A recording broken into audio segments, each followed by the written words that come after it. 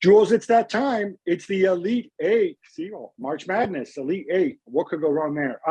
In the Champions League, we've got Chelsea against Real Madrid. We have Manchester City against Atletico Madrid. We got Villarreal against Bayern, and we have Benfica against Liverpool. Let's at the top. Chelsea against Real Madrid. Obviously, I view it through the lens of Carlo Ancelotti going back against his former club. It's the defending champions against a team that's won it most times around. Not sure either team will be particularly delighted with this draw. Yeah, I don't think so. This is certainly, I think, the toughest, the biggest game, if you want, the biggest clash, the toughest draw for both of them. It's the replay of last season when they met in the semi-final. Of course, it's not the same manager for Real Madrid. Carlo Ancelotti has replaced Zinedine Zidane. There's still a lot of different things about the two teams, but certainly it's a huge clash. Second leg in Madrid, which I guess is always an advantage. No away goals though anymore. But this is the one really that I think we're all looking forward to the most. Yeah, what I find interesting about this is I think stylistically, you've got two teams that can do things in different ways. I mean, on the surface, you look at Chelsea; it's almost always that 3-4-2-1, and we've had the stout defending and Jorginho in midfield or Conte winning the ball back.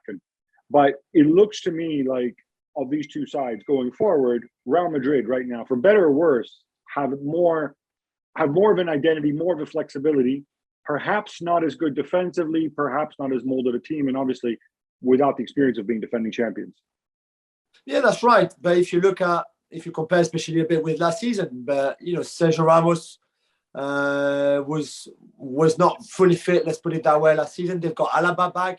This time with the Militao making a really strong partnership. Vinicius is in a much better form now than he was last season. For example, Karim Benzema is having the best season of his life. But remember, the key was that midfield. And N'Golo Kante bossed that midfield, ran over the Real Madrid players. Casemiro, Kroos, Modric could not find a way really to create enough in this Chelsea midfield. So I think, again, this is where the game is going to be won or lost, I think, is that in that midfield with that Real Madrid midfield three, and we saw Modric being outstanding against PSG in the second leg. Can they make a difference, or will Chelsea once again be too good in midfield for them? People can focus on the goalkeepers, on the strikers, but for me, Jules, this is all about Conte versus Luka Modric, round two. Yeah. Or maybe even going all the way back to the World Cup even. This is what I mean. I just, two quiet guys, I would love them to open up, maybe get together, maybe have a cup of tea and just chat football. I'd be a happy fly on that wall. Okay, we also have a complete contrast in styles. Manchester City taking on Atletico Madrid. So on the surface of this, I'm going to start with Atleti here, because on the surface, the script is, well, he tried to move away from Cholismo 2.0.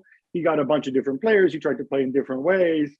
Of late, he seems to have gone back to what would be his bread and butter, even leaving out people like Luis Suarez.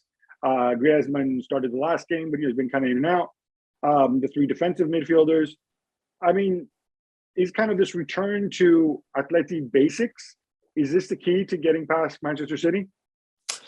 I don't know if it's the key, but they will have to be at their best and all vintage Atletico to be able to do it. Of course, El Cholo has done it against Pep already before, in a long time ago, different context, different clubs, certainly for Pep. But you're right, they went back to what made them so good before. A month ago, they were losing to Levante at home. But since then, they've been so solid defensively. Joao Felix has been shining. Griezmann is back, as you said. You would expect a front two of Griezmann and Joao Felix to be there. And then everybody works so hard for each other. That back three that we saw against United was so strong. Savage, Jimenez, and Ronaldo, who just came from Lille, playing as a left back. Now he's a left centre back, and he's doing great things. So it's going to be tough for City. You know exactly what will be up against them from the Atletico side of things. The key, I guess, is how well or how City will cope with finding a way of breaking the deadlock and being able to break this Atletico defense. It does feel to me like this is one of those games where Manchester City score first, it's likely to be lights out.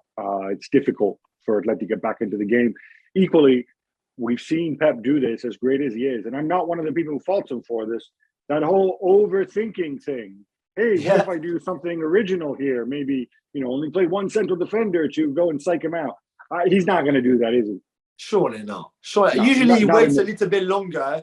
He play later in the competition to do it. Although Lyon was a quarterfinal game, very different context again. But we'll see.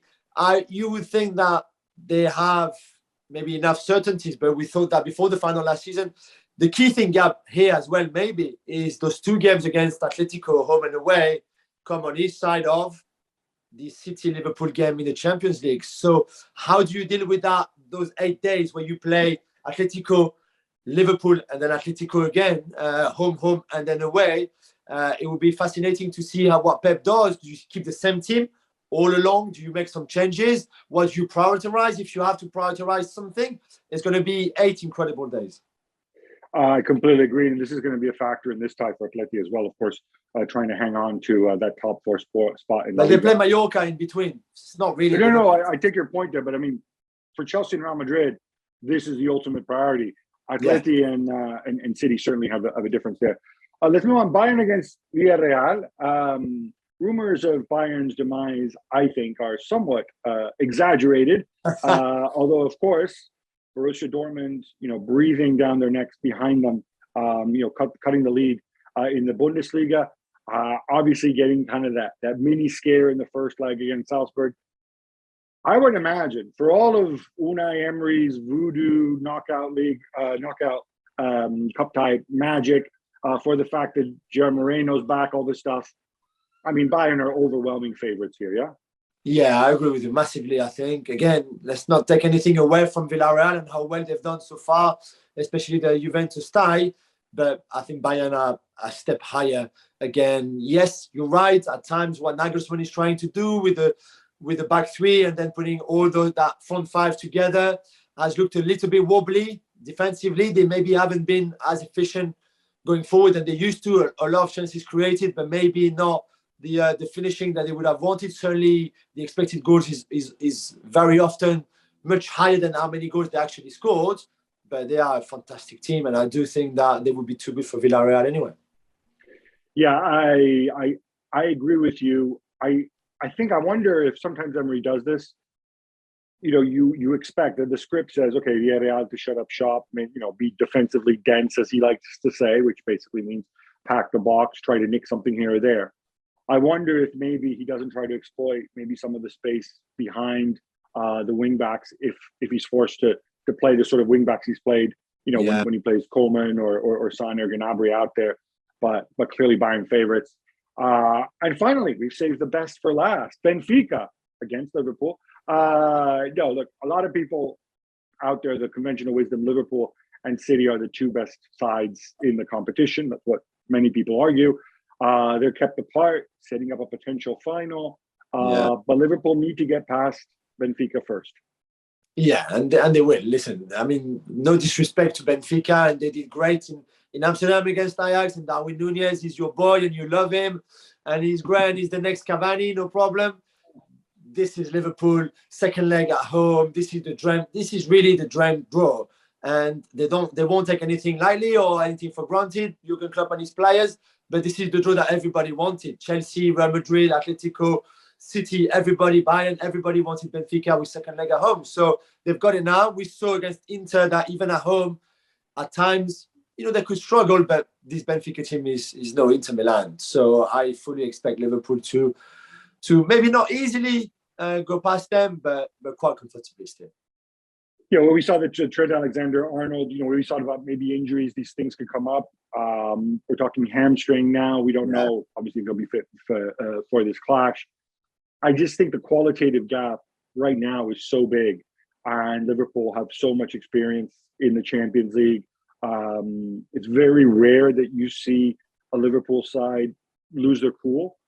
That's something we don't talk about very often. That's true. Yeah. Even relative to Manchester City, when things get difficult to them, they just kind of persevere, and sometimes they turn around, sometimes they don't. But they have that stick-to-itness. I just made up a word. That's nice. Which I think serves them very, very well. So I'm with you on this one. I'm not going to hazard a guess for semifinal predictions because I'm sure they'll ask us later on. I'm just gonna end it on this. The biggest tie of these quarterfinals, we agree, Chelsea against Real Madrid. 100%. 100%. This is going to be huge. Stamford Bridge in Madrid. We don't know how Chelsea will be able to travel or not travel. There's still a few days to go before that. But yeah, outstanding clash of these quarterfinals. You're not going to pull out your cliche Sunday roast versus. But yeah, as you mentioned it, I think it's great. This is England v Spain. Felipe IV against Elizabeth II.